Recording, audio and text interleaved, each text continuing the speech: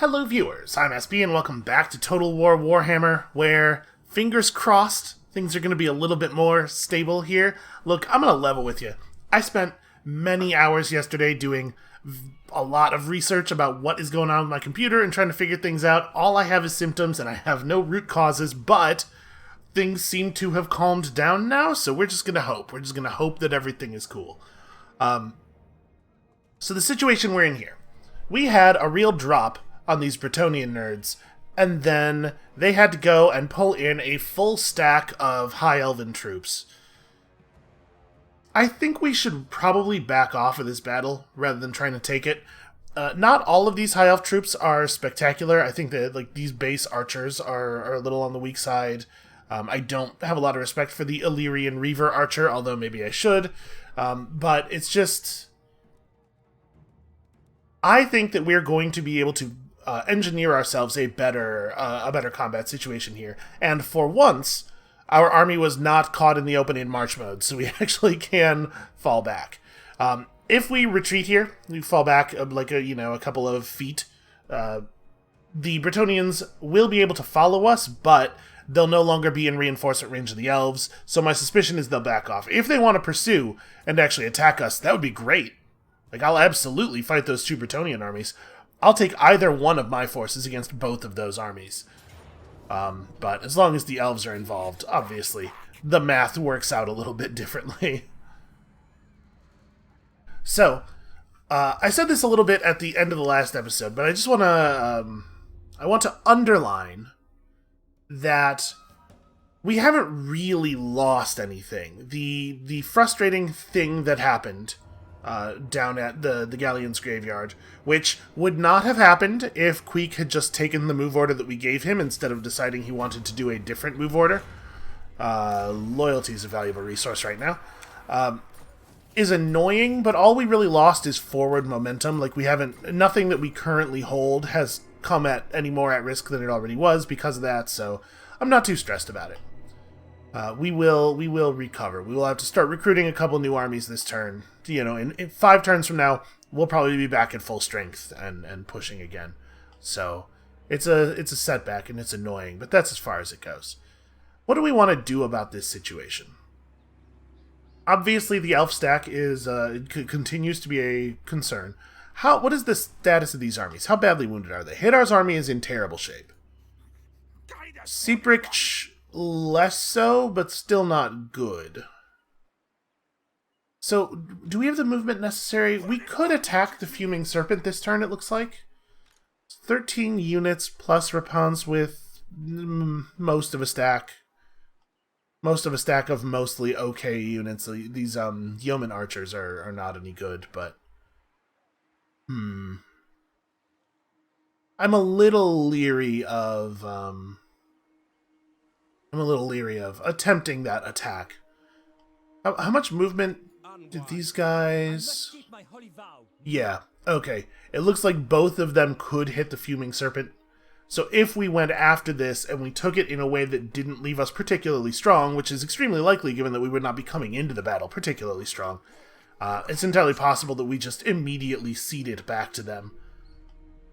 Which means that what we really need to do is get these two down to the staging ground to take a couple turns of replenishment, and that means that we have to deal with this situation. We don't really have the option of not. So how are we going to do that? What's the best way? I mean, the 2-on-2 is probably slightly in our favor.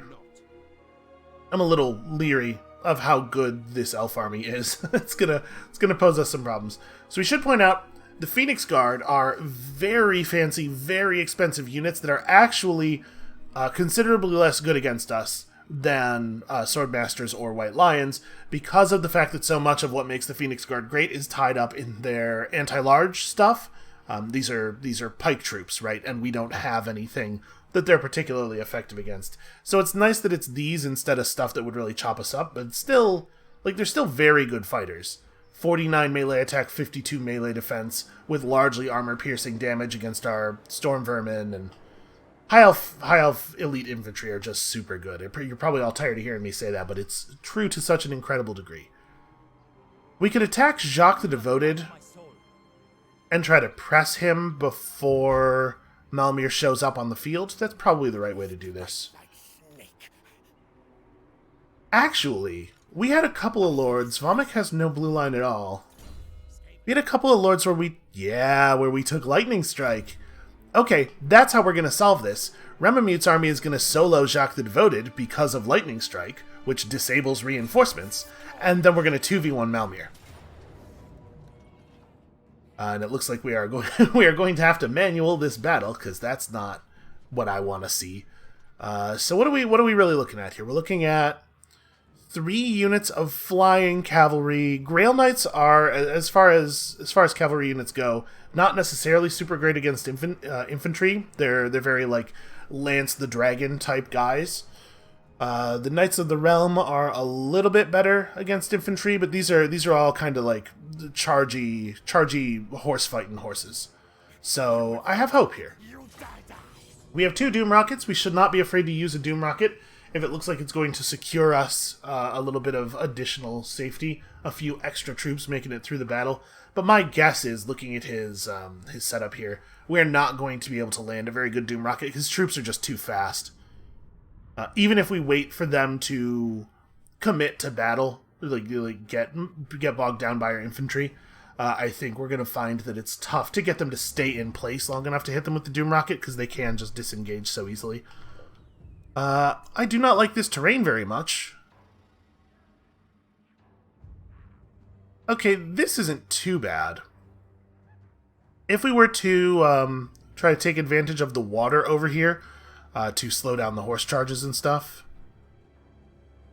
that might work for us. Try to stay away from the trees. So if we play like, what's the terrain elevation stuff actually look like here? Okay, so we could play the Jezzails up here, a little bit raised on the beach hill, and then the Rattling Gunners at the bottom of the hill, and that'll make it a little bit harder for people to approach directly. They can't actually flank around because this huge rock formation is going to stop them from coming down the side of the map. So I actually like that quite a bit.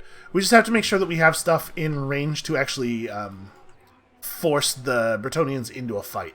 If we set up far enough back that our units are not shooting at them, they can just like wait for us to do something. Because remember, we are the aggressors here. It is on us to attack. That's backwards. I've put our gunners down facing the wrong direction. I would really like to... Here's what we're going to do. We're going to set up like right against the edge of the area here, because I really want to move over slightly as soon as the fight starts. Okay, and then we have you. We have the Warp Lightning Cannons, which definitely want to be up on the hill and may not actually have to move. They might be fine right here. What is their range? Oh no, their range does not permit them to actually shoot anything right away. Okay. And then the catapults can kind of be wherever. Let's pull the Doomflayers out into a control group so that I don't lose them. And what are we going to do infantry-wise? I guess we have kind of 2 groups of infantry here. We'll have 1B to one side and 1B... Well, I guess we don't need to block both sides, though, right? Because of the cliff. So we can actually... We can maybe do a little bit more complicated of a setup here. This is going to require us to move post-battle start. So why don't we just grab everybody, get them over here for the moment. Okay, and now issue the actual orders. Obviously, we start with a quick arcane conduit. And then... I would like it if the Jezzails were a little bit more like this, maybe. The Warp Lightning Cannon's probably fine where it is. Honestly, all the siege stuff is probably fine where it is. And if we're moving the Jezzails over, we probably also want to move the Rattling Guns over. And then the biggest concern here... My 2 biggest concerns are, 1, obviously, cavalry charges, dangerous for a lot of our units to sustain a cavalry charge. And 2, accidentally blocking my lines of fire. Now, most of the things we're shooting at are large, and several of them are flying, so our melee units are not going to be terribly blocking, and the enemy has no ranged. So we don't have to be even as careful as we normally are about that stuff, and in fact, I kind of think we can afford to just line up our melee in front of the guns, but One thing we do have to be wary of is all of this flying garbage. I think we're gonna maybe even do this. So we got to keep melee units in positions to run into the gunners quickly to deal with the flying units that go past the front line. Let's do something like this. I'm trying to keep the gunners above those guys, and then we have 3 units of clan rat spears, whose job it can be to intercept things that are coming at the siege units. And that leaves me with Remamute, who should just kind of hang out nearby, probably facing forward, ideally. And we have Vamik, who I have no idea what to do with. Vamik needs to just stand in the middle of the gunners and be ready. You know the Pegasus Knights are going to try some... They're going to try some drop from the sky stuff, and we got to be on top of that. And then we have these dudes, and I have no idea what to do with them. I'm going to use them as bait. Because we do need to draw the enemy forward into a confrontation here, or maybe I don't need to put any effort into that at all. It is possible that they're just going to come at me. My guess, though, is that if we move the Doomflayers up such that they look like they're separated from the rest of the army, never mind. This is not necessary. They're coming. They're coming right for us. I kind of expected them to play this a little bit more defensively, but I guess they have this very chargy cavalry army, right? So I think what I'll do with the Doomflayers instead, since I actually really don't want them to get caught out alone, is just have them come back here. Yep, I like this targeting from the Warp Lightning Cannons. Wow, what a shot. Look at the number of kills on that initial volley. That's crazy.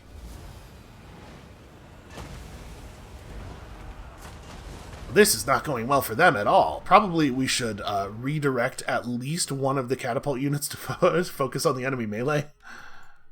And to be perfectly honest, I don't usually like to shoot horses with catapults. It's very difficult to guarantee that you will actually make contact.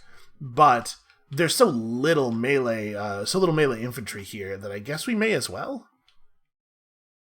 And then we have the question of, do we throw up a quick unit of Menace Below right here just to break their momentum because we've already got them in gunfire range? And probably it's better to do that after they enter Rattling Gun range. We will be watching for... Oh, never mind. I thought this guy was the school of magic that had access to Howling Warp Gale, but never mind. We will not, in fact, be watching for Howling Warp Gale opportunities. I do want to make sure that my Warplock Jezzails are shooting at flying units as much as possible. Those guys are not quite in range yet. I guess we have to wait on that for a second. The other cavalry are important, of course, but the flying units are the ones that are going to cause the greatest damage to us. And remember, we're positioned such that it's very hard for them to get a good flank off here because of that big rock. That big rock is extremely convenient. Alright, start shooting. Yeah, get him. Come on, a little bit more damage. There we go. All we need to do is back him down. Alright, let's make sure that we're focusing at least a little bit. If we can get rid of all of the flying cavalry very early on, I think that's going to be huge for us. Okay, so it looks like they're not going to be successful at getting any flying units into us. I think we can probably just have our characters charge over here. You know what? This is probably a good time for a dreaded 13th spell. An extra unit of Halberd Storm Vermin seems very, very relevant at this moment. I'm going to leave these Halberd guys over here in case, you know, there is still a unit of flying cavalry headed toward my siege stuff. But I think the Sword and Shield Vermin can push up here. In fact, it would be really nice if we could get these guys to do it kind of from the side. Our experience with multi-step orders that have an attack at the end of them has not been super positive so far, so we'll try to keep an eye on whether or not that guy's going to actually do the thing we just told him to do. And I think I'm going to try to pin them in place with a Menace Below charge as well. Let's just put as much body on this as we can. That dreaded 13th spell is going to be a big deal. Alright, just don't let him move.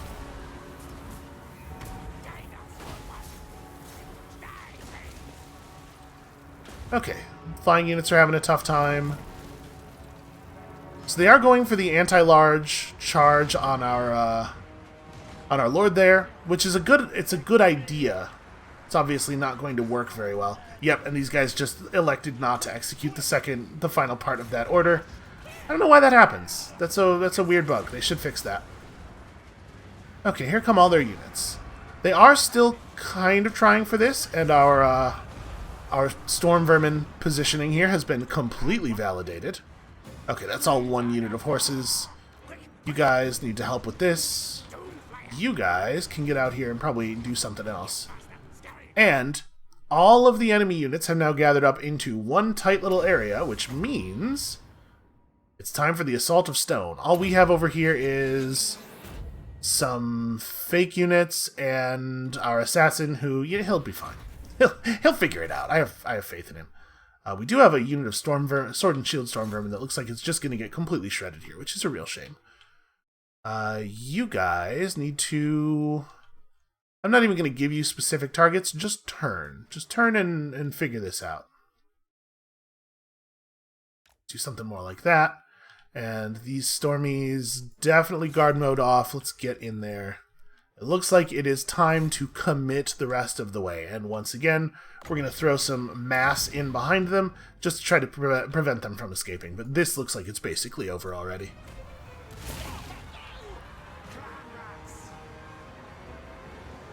Their lord is here. Try to get these Grail Knights. Get those guys. You guys in here, guard mode off. I'm gonna trust that we have these dudes under control with the storm vermin. And a lot of gunfire and catapults and stuff. The guns should be firing. They're not. There we go. There's some gunfire. That's what I want to see. Our assassin is in here with these wizards. That's unfortunate for them. Stay guard mode off. You're doing the right thing. Just work. That needs to go away because it's preventing me from clicking on this unit flag. Now these guys are not in full sail mode. The elves are, but these guys are not. So it is worth noting that this army will not necessarily be completely annihilated by this loss, but we can just lightning strike them again, and they're obviously in terrible shape now, so they will have a harder time surviving another one. I would like it if we could actually kill some of these characters, just for the sake of we're probably not gonna be able to. They're too close to the edge of the map. That's fine. That went pretty well. We took a lot of damage on one unit of storm vermin. The unit that received the multiple charges really took some damage. But aside from that, that was a very clean victory. Listen, you're not going to fight this many well-trained knights and not have any losses at all. Unless you brought, like, a lot more guns. I suppose you could have just enough Jezzails and Rattling guns that you mow down the entire cavalry line as it approaches. It's a little trickier with the Bretonnian cavalry because of the fact that their lance formation makes it harder to cut the whole group down at once. You know, they learned a valuable lesson from that community showing of the Mighty Ducks that they all went to. Alright, let's definitely take the replenishment. So that backed them up a lot. Did it back them up enough that they're... Oh yes, they are well out of range of Melmir. So, now I think we want to 2v1 Melmir. Who wants to lead that?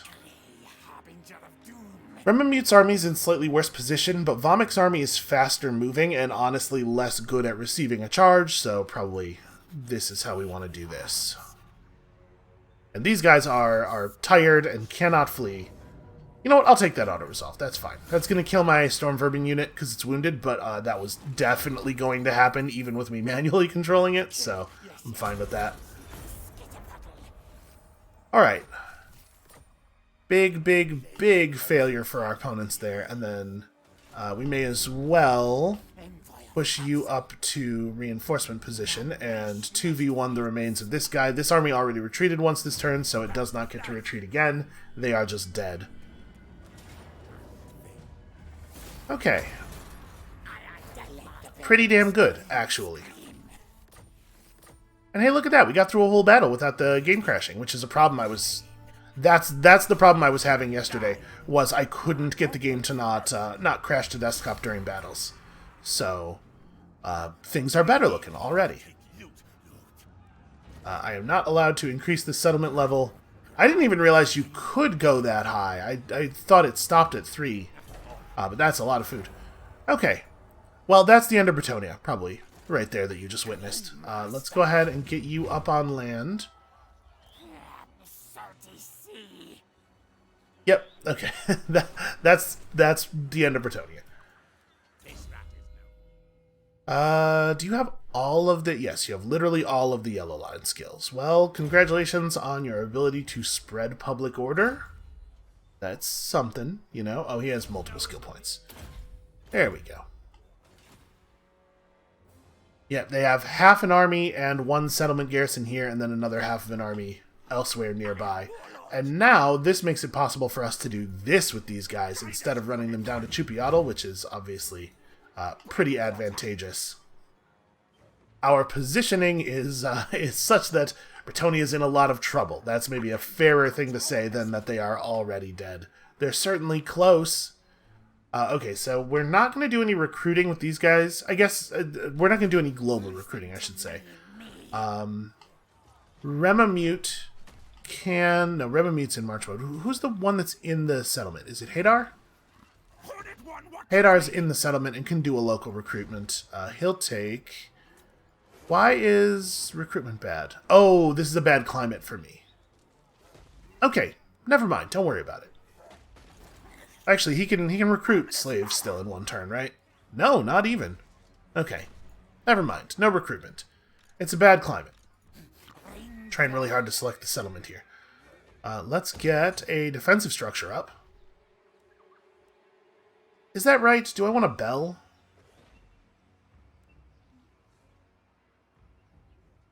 I probably want to keep the clan armory. And we'll just leave it like this. It's fine. Okay, it's a very good start to today's video. I feel like we've accomplished some things.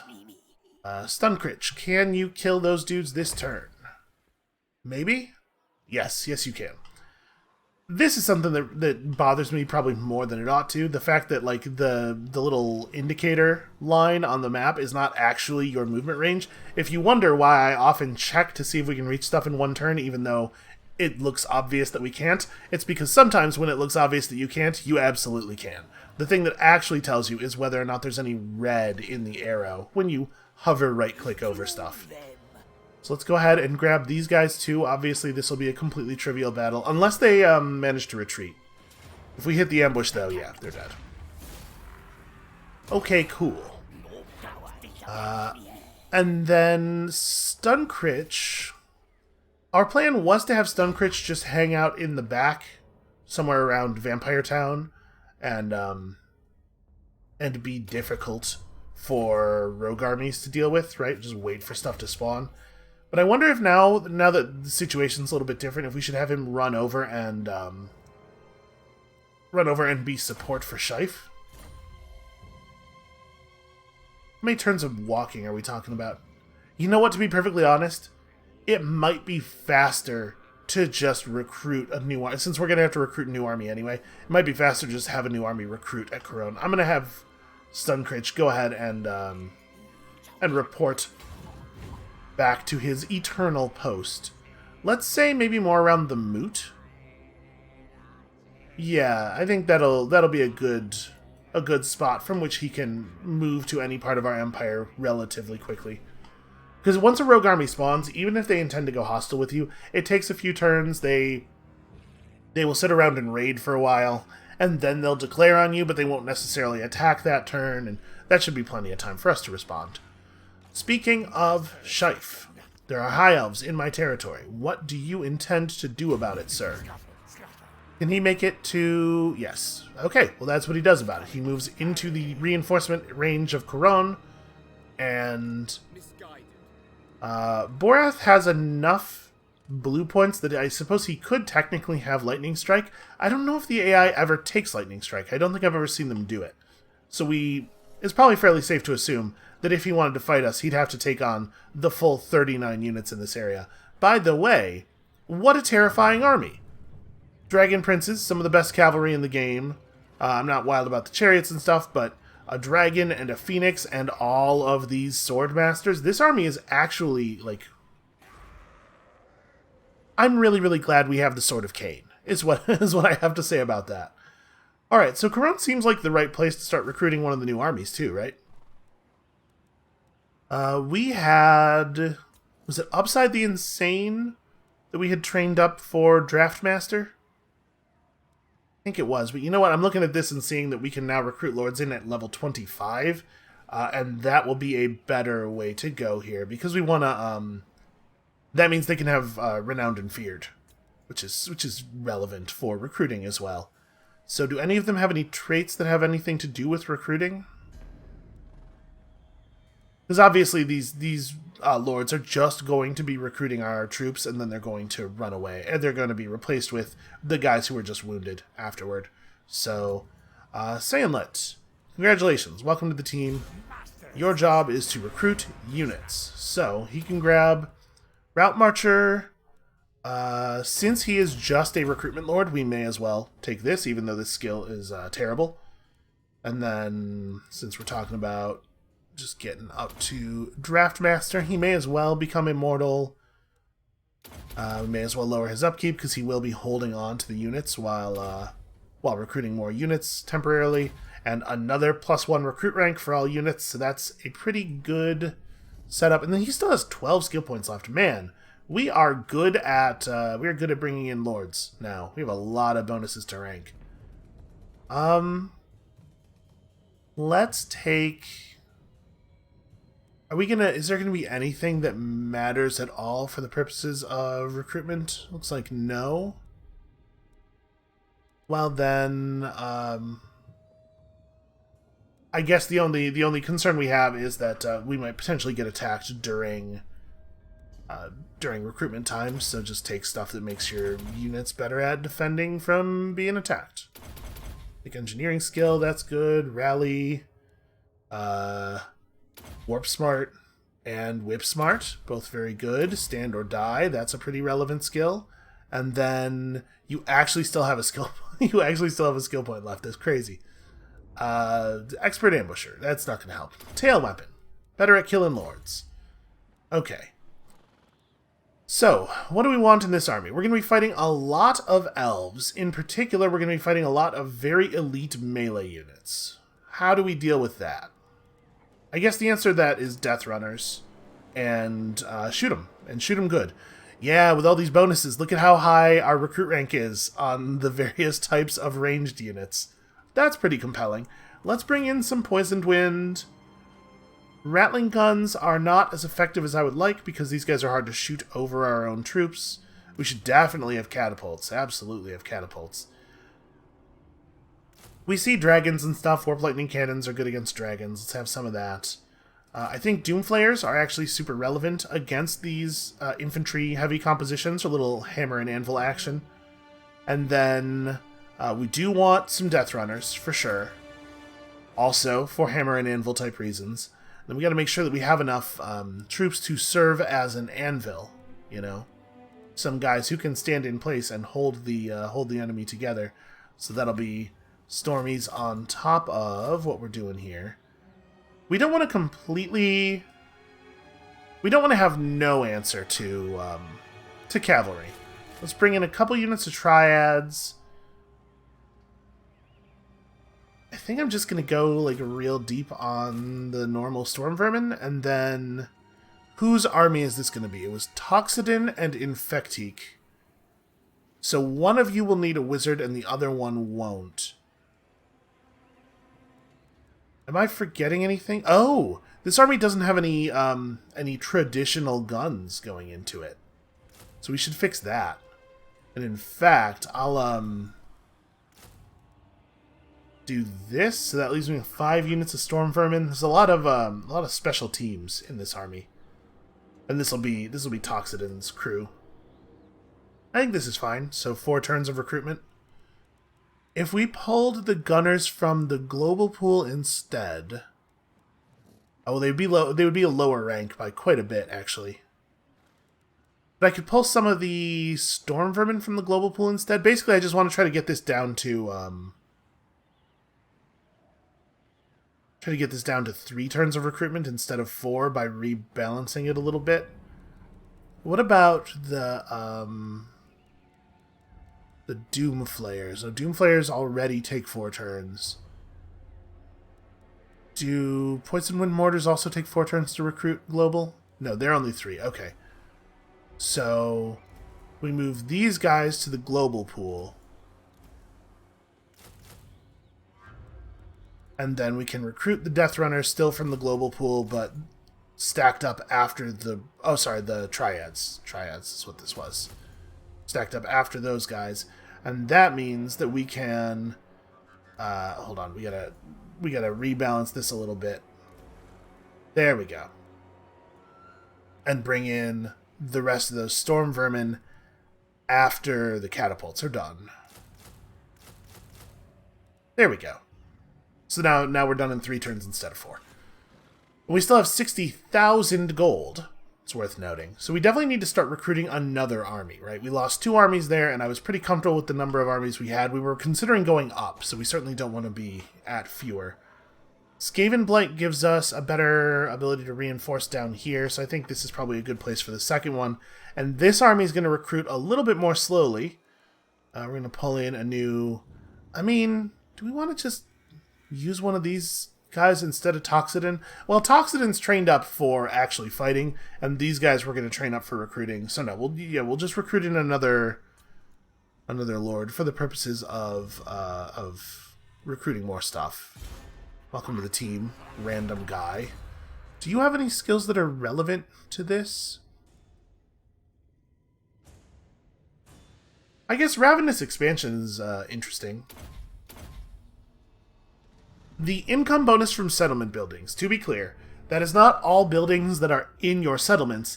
That's the main settlement building, which provides like 100 gold when fully upgraded in a major settlement. So that's not a big... It's a pretty small amount of money, but at this point in the game, it's a pretty small amount of money a pretty large number of times. So actually, Ravenous Expansion will probably be worth a fair amount of gold per turn while this guy's out. And then we'll just do the same thing with him that we did with the last guy. Draft Master and Quartermaster and Renowned and Feared. And Redline stuff, which is very unlikely to ever matter. Warp Smart, Standard Die, okay. And then he can start doing just local recruitment. And this will be the army that we pass off to Infectique. So this army will benefit from having a wizard, but we don't need to hire the wizard yet. And it looks like we got same recruitment ranks. So without using the global pool, I guess it's pretty straightforward. And we're going to recruit, I think, pretty much the same army. Trying to think. We need some armies that are a little bit better against cavalry. I do like the Jezzails for sniping down important large enemy units. And also, I guess they're good against the... I don't actually know if this will apply to the Lore Masters, or the Sword Masters of Hoeth. They have the shield trait, but they don't actually have a shield. So I don't know if this effect will apply to them or not. Does seem maybe relevant. So yeah, we'll build this army out a little bit differently. This will be more of an anti-horse army. So few more units of Halberd, Stormies, and some Eshin Triads. Eshin Triads are good. You know, they're fine units. And then what else do we need here? We have 3 more spaces. I definitely like the Doomflayers less against cavalry armies. So that's 6 units of stand and fight infantry, 3 units of flanking, stab the horses infantry. Honestly, we could maybe just put more guns in here. Like maybe another unit of rattling guns and also another warp lightning cannon. And 5 turns is not totally ideal, but you know, with the global pool already being in use, there's not a lot you can do about it. Okay, I feel pretty good about that. We're going to have a lot of income for a little while here.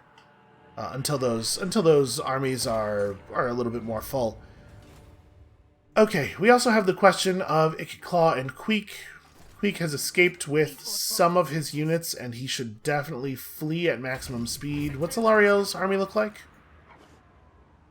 It is in almost perfect health. We killed a single unit out of it, and then she went back to full health immediately. I believe the timing of AI reinforcement is different, or replenishment is different from player replenishment, which is why her units are all back at full, despite the fact that they just participated in combat. I think they might get their replenishment at the end of their turn rather than at the beginning or something. So that plan I had where we might just push Ikiclaw at the Galleon's Graveyard right away, probably not actually going to work, but we will have him come out here and try to at least play a little bit of defense for Queek as he limps home. And then, do we have anybody else who needs orders? We have Biofitch. What's Biofitch's plan? He was providing us some public order here. We can probably have him ride out, right? -48. He's done some fine work. So let's have Snikch. First of all, normal move into this island. And secondly, come down here and just like zone that guy out. Yeah, we will approach the carcass. We should get a uh-oh. Oh, come on. Don't crash on me. We haven't saved the game. Seriously? All I did was make a choice. Well, that's a real bummer, because that's going to mean that we just lost everything we did. Because it was a single turn worth of... Okay, I'll tell you what. I'm gonna cut the video here, and I'm gonna just replay the turn up to that point, and then cut you guys back in, and I don't know what is wrong with this thing, but I will have some time over the weekend to figure it out at least. So I'll be right back. Okay, we're back. I recreated the turn pretty much. Took care of some bookkeeping stuff, moved units around, moved the heroes around and stuff. So we're going to try this again, and if it crashes again, two things are going to happen. One, we're going to call the episode there for today, and I'm going to go back to troubleshooting, which is just my favorite thing. And two, I'm going to go drink. I'm going to drink while troubleshooting. So, let's see. I guess let's see. Do this thing. You can fight an enemy army. You can get me some gold. Snikch, I believe in you. This can happen. Approach the carcass. It did the same thing where the video froze, but it made the audio. I bet it's going to black screen us in a second here. What is going on with this thing just like silently crashing into... Okay. We're going to just... That's going to be it for us for today. Thank you so much, everybody. I apologize, and I appreciate your patience in this trying time as we desperately try to complete a campaign that's like... It's so close to being done. It's so close... We're so close to the end. And if things could just... boy. Imagine a world. Alright, I'll see you tomorrow. Come back next time tomorrow. Things will work. Or I'll strangle my computer. I'll figure it out. I'll build it in Ek if I have to. We'll see you then.